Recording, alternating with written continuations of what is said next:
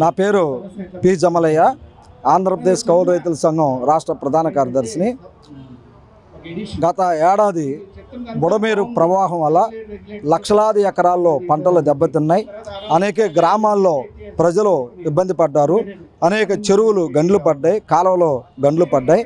విజయవాడ పట్టణం సగం భాగం మరి నీరు ముంపు గురైపోయింది.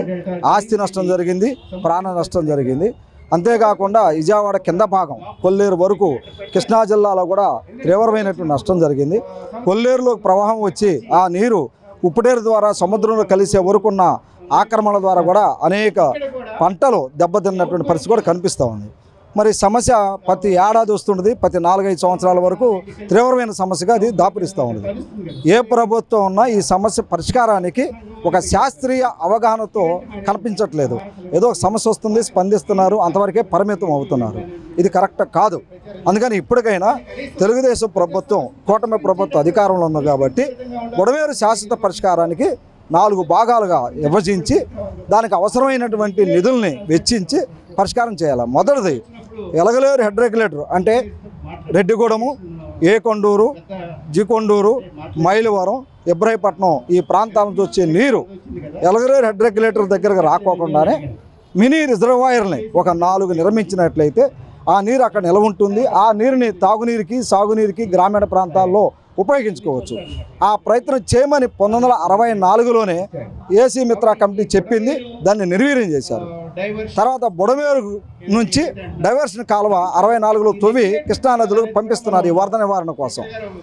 ఆ వరద నివారణ కోసం ఏర్పాటు చేసిన డైవర్షన్ ఛానల్ మొదట 7,500 క్యూసెక్కులు, ఆ తర్వాత 15,000 క్యూసెక్కులకు పెంచారు. ఈలోపుగా పోలవరం ద్వారా వచ్చే నీళ్లు కూడా బుడమేరు డైవర్షన్ ఛానల్ ద్వారా కృష్ణానదులకు పంపుతున్నారు. ఆ డైవర్షన్ కాలువ నిర్మించేటప్పుడు ఇబ్రాహీపట్నం థర్మల్ స్టేషన్ లేదు. ఆ కాలువ వచ్చిన తర్వాత థర్మల్ స్టేషన్ చుట్టుపక్కల నిర్మాణాలు చేశారు. అక్కడ విస్తరింప చేయడానికి అవకాశం లేకుండా పోయింది. అందుకని ఆ వరద నీరు కృష్ణానదిలోకి వెళ్ళడానికి ఒక సమస్యగా మారింది. అదే సమయంలో కృష్ణానదిలో 11-12 అడుగులు హైట్లో నీరు కనుక వస్తే ఈ బుడమేరు నీళ్ళు కృష్ణానదిలోకి రిసీవ్ చేసుకోదు, అది వెనక్కి కొడుతుంది. మనం జరిగింది అదే.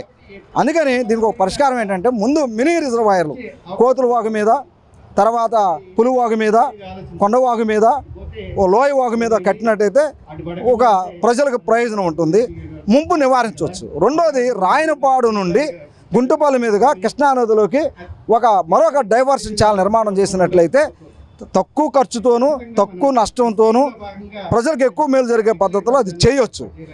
అది దానివల్ల అంటే పైన మినీ రిజర్వాయర్లు ఈ మరొక డైవర్షన్ ఛానల్ నిర్మాణం ద్వారా 65% నీటిని బుడమేరు నీటిని నివారించవచ్చు, విజయవాడ రక్షించడానికి అవకాశాలు ఉంటాయి.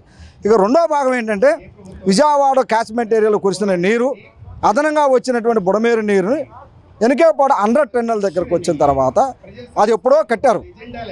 ఏలూరు కాలువ పై భాగంలో ఉంటుంది, బుడమేరు కింద భాగంలో ఉంటుంది. దాని యొక్క కాణాలు చాలా చిన్నవి, హైట్ కూడా చాలా తక్కువ ఉన్నాయి. ఇప్పుడు హైట్ మార్చలేము, ఎందుకంటే పైన అక్విడక్ట్ ఉంది కాబట్టి.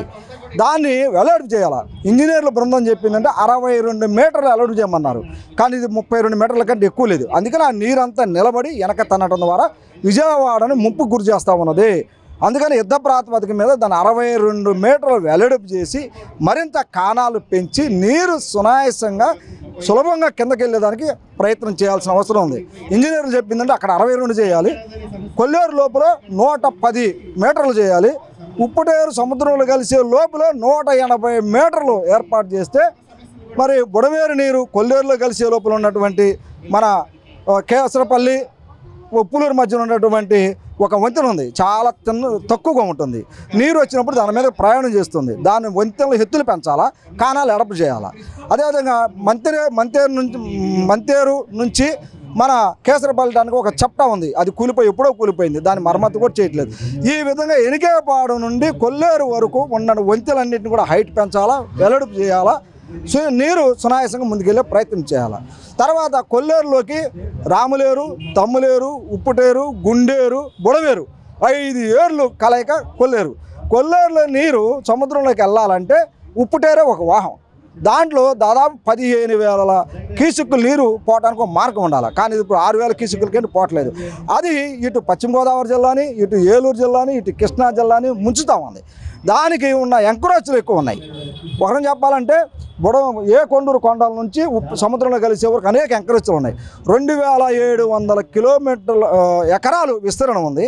విజయవాడలో 270 ఎకరాలు ఎంకరేజ్ గుర్తయింది. చాలామంది రొయ్యల చెరువులు, చేపల చెరువులు పెడుతున్నారు. చేపల చెరువులు పెట్టాలంటే పెద్ద గండిలు వేయటం వల్ల నీరు కిందకి వెళ్ళకపోతుంది. మరి ఎన్ని అంటే ఎంకరేజ్ని నిర్దాక్షిణంగా తొలగించాలి. ఎవరన్నా పేదవాళ్ళు ఇల్లు వేసుకుంటే వాళ్ళకి ప్రత్యామ్నాయం కల్పించాలా. అటువంటి ఈ 4 భాగాలు అంటే ఏ కొండూరు నుంచి వెలగలేరుకు ఒక భాగం, వెలగలేరు నుంచి ఎనికేపాడుకు ఒక భాగం, ఎనికేపాడు నుంచి కొల్లేరు వరకు ఒక భాగం, కొల్లేరు నుంచి సముద్రంలో కలిసే వరకు ఈ 4 భాగాలు విడగొట్టి అది డబ్బులు ఎంత అనేది అవసరమైతే ఎక్స్పర్ట్ కమిటీని ఒక ఇరిగేషన్ డిపార్ట్మెంట్ వాళ్ళతోనూ ఇంజనీర్లతోనూ వేసి దీనికి ఒక ప్రక్షాళన చేయడానికి ఉన్నటువంటి మార్గాన్ని ఎతకాల. కానీ ఏడాదైంది దీని మీద ఎక్స్పర్ట్ కమిటీ వేయలేదు. ఏదో ఇంజనీర్లు మాట్లాడుతున్నారు, రాజకీయ నాయకులు మాట్లాడుతున్నారు. రాజకీయ నాయకులు రాజకీయాల కోసం కాకుండా ఒక దృఢమైన ఒక సంకల్పంతో ప్రజా సంక్షేమం, అదేవిధంగా రైతుల యొక్క రక్షణ అనే దాన్ని దృష్టిలో పెట్టుకొని పరిష్కారం చేయాలి. చివరికి మాట ఏంటంటే ప్రాణాలని, పంట పొలాలని, మనుషులకి తాగునీరు ఇవ్వాల్సినటువంటి నీరు ఆస్తి నష్టానికి, ప్రాణ నష్టం కలుగు చేస్తూ ఉంది. దీన్ని చూస్తూ చోద్యం చూస్తున్నారు తప్ప అది చేస్తే సరైనది కాదు. ఇప్పటికైనా ప్రభుత్వం ఒక సంకల్పంతో, దృఢమైన నిశ్చయంతో నిధులు కేటాయించి బుడమేరు ఆపరేషన్ని సక్సెస్ చేసి ఆ విధంగా గ్రామాలని, విజయవాడ పట్టణాన్ని, రైతుల్ని, పొలాలను కాపాడాలని మేము కోరుతాం.